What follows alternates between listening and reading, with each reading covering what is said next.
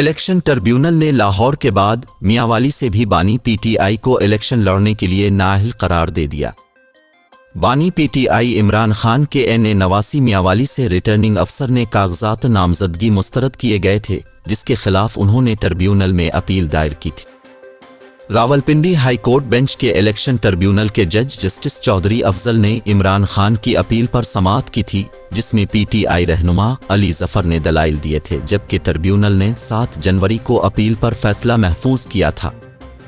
Election tribunal ने आज फैसला सुनाते हुए इमरान खान की एनए नवासी मियांवाली से कागजात नामजदगी मुस्तरद किए जाने के खिलाफ अपील मुस्तरद कर दी और उन्हें इलेक्शन के लिए नाअहल करार देने का आरओ का फैसला बरकरार रखा। इससे कबल इलेक्शन ट्रिब्यूनल बानी पीटीआई इमरान खान को एनए 122 लाहौर से भी इलेक्शन लड़ने के लिए नाअहल करार दे चुका है। इमरान खान ने आम इंतखाबात में हिस्सा लेने के लिए कौमी असम्बली के 2 हलकों से कागजात नामजदगी जमा कराए थे, जिनमें एनए 122 लाहौर, एनए नवासी मियांवाली शामिल है।